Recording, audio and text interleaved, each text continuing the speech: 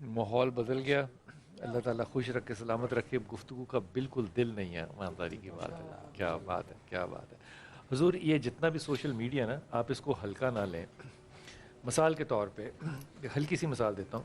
اس وقت جو top 10 trend ہے نا, میں صرف علماء کی بات نہیں کر رہا, کیا کہنا چاہیے, پیر صاحبان کو بھی شامل کر لیتے ہیں بیچ میں اگر مناسب سمجھیں تو.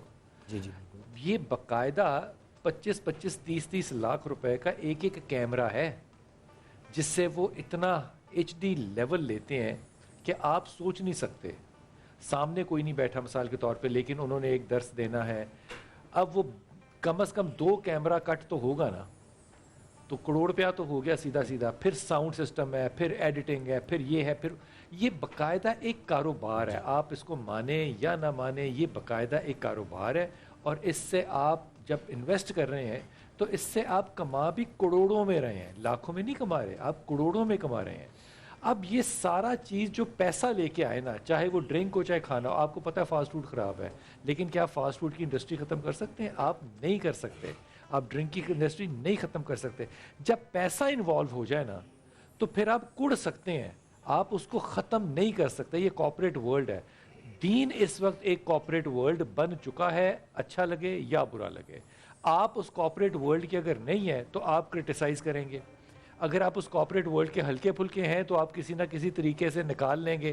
جس طرح لاؤڈ سپیکر جائز ہوا تھا یا تصویر جائز ہوئی تھی, آپ اس کو بھی کہیں نہ کہیں جائز کر دیں گے, اچھے برے کر کے. لیکن کیا آج واقعی علماء, میں جید علماء کی بات کر رہا ہوں, کیا وہ پریپیئرڈ ہیں؟ کیا ان کو ادراک ہے کہ ان کا جو مقابلہ ہے اس وقت وہ صرف علمی نہیں ہے؟ یہ وہ دور نہیں ہے کہ آپ نے ضیاء اللہ شاہ بخاری سے یا آپ نے اسرار احمد صاحب سے بحث کرنی ہے. یہ نہیں ہے زمانہ. اب معاملہ بہت آگے بڑھ چکا ہے. آپ ذہنی طور پہ, علمی طور پہ, ٹیکنیکلی کیا تیار ہیں؟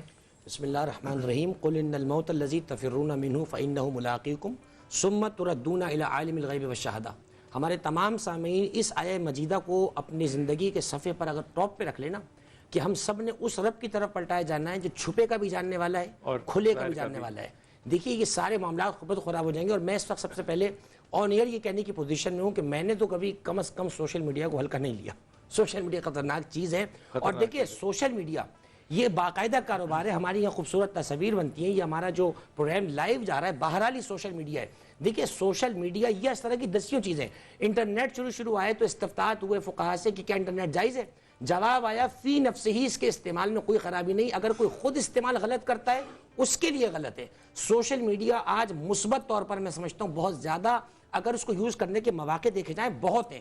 یہ پروگرام جا رہا ہے, فتاوی آن لائن ہے, علماء سے پوچھا جا رہا ہے, سمندر پار کے مسائل ہیں, حج کے عمرے کے مسائل. میں سمجھتا ہوں اس کو پازیٹیو وے میں لے کر آئیں. اور علماء, آخری بات یہ کہتا ہوں, علماء اس کے لیے اس لحاظ سے مستعد ہیں کہ وہ اپنے فریضہ ذمہ فریضہ شرعی کی طرف متوجہ ہیں. جوانوں کو چاہیے علماء سے انٹریکشن بڑھائیں, اور علماء کو بھی چاہیے, میں اپنے کو بھی کہوں گا کہ فزیکلی انٹریکشن ضروری ہے. ان سے نشست و برخاست ہو. فلسفہ جماعت یہی تو ہے نماز کا فلسفہ, کہ روز ملاقات ہو.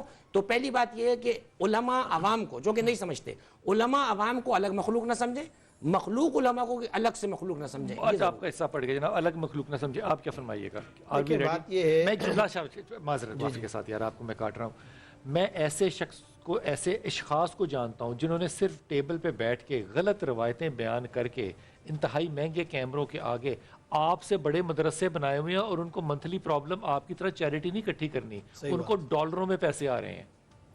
کیا کریں؟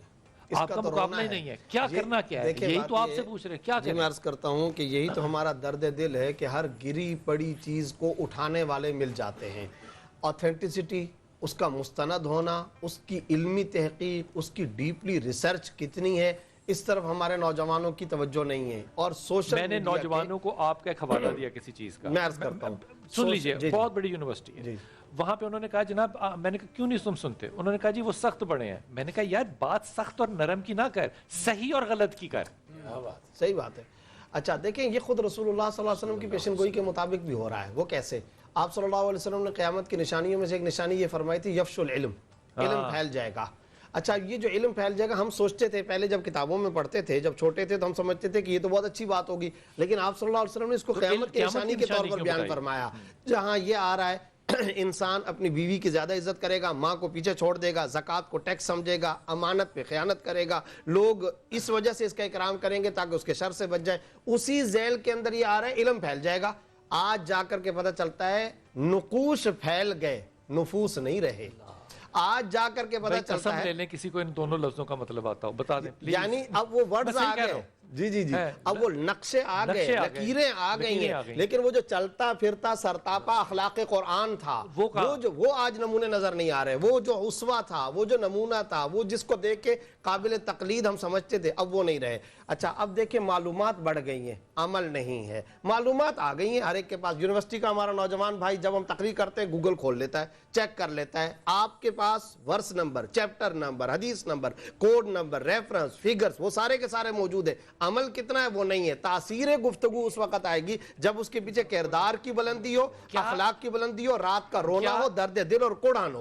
جب درد دل اور قرآن، خود سورہ مزمل آیت نمبر 6 میں اِنَّ نَاشِیَةَ اللَّیْلِ هِیَ أَشَدُّ وَطْئًا وَأَقْوَمُ قِیلًا، بے شک راتوں کا جاگنا صبح کے وقت کی گفتگو میں تاثیر پیدا کرتا ہے. پتہ چلا گفتار کی تاثیر نہیں ہے، پیچھے راتوں کے رونے کی تاثیر ہے. میں ان کی بات کو بڑا کر رہا ہوں. شکاگو میں ایک امام بارگاہ ہے معصوم کے نام سے، وہاں موقع ملا جانے کا تو انہوں نے کہا جناب آپ مجلس پڑھ سکتے ہیں؟ میں نے کہا جی پڑھوں گا مجلس، اور صرف بخاری میں سے پڑھوں گا.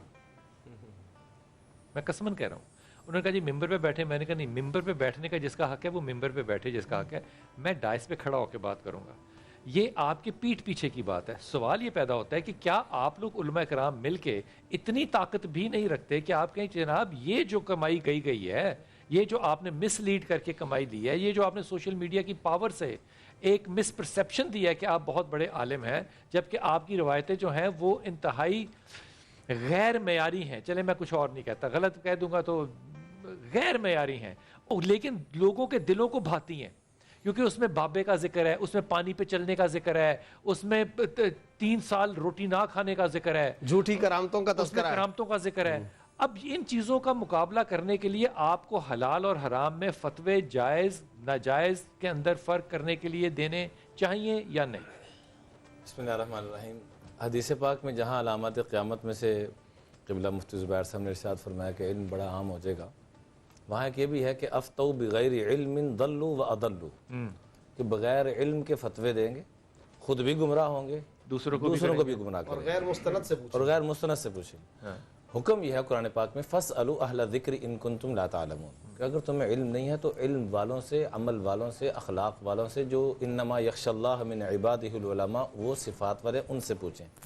میرے آپ کے ایک کمنٹ سے ہزاروں لوگوں کی زندگیاں برباد ہو رہی ہیں.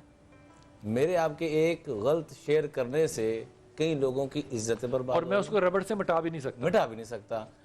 گزارش یہ ہے کہ آقا علیہ الصلوۃ والسلام نے مسلمان کی جو تعریف فرمائی ہے وہ کیا فرمائی؟ جو ہر ایک کو سلامتی دینے والا ہو.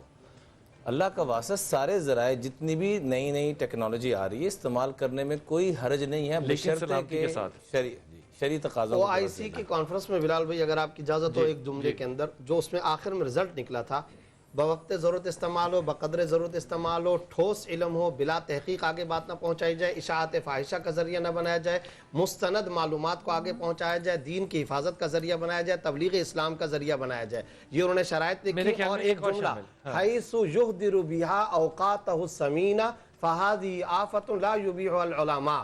تمام عرب علماء نے یہ فتویٰ دیا اگر اپنے قیمتی اوقات عزیز کو اس کی وجہ سے تباہ و برباد کیا جا رہا ہو تو پھر کرونے کی طرح یہ وبا ہے جس سے بچنا چاہیے، ہیضہ ہے جس سے اپنے آپ کو بچانا چاہیے. جی بسم اللہ. وہ جو تعلقات کے حوالے سے، دین کے حوالے سے تو آپ لوگ زیادہ بہتر بات کر سکتے ہیں. شاید کوئی بات کا اثر ہو نوجوانوں پر. پرانے لوگ سمجھدار ہوتے تھے کہ جب رشتوں کو سنبھال کے رکھتے تھے، پھر لوگ پریکٹیکل ہو گئے، رشتوں میں سے فائدے نکالنے لگے.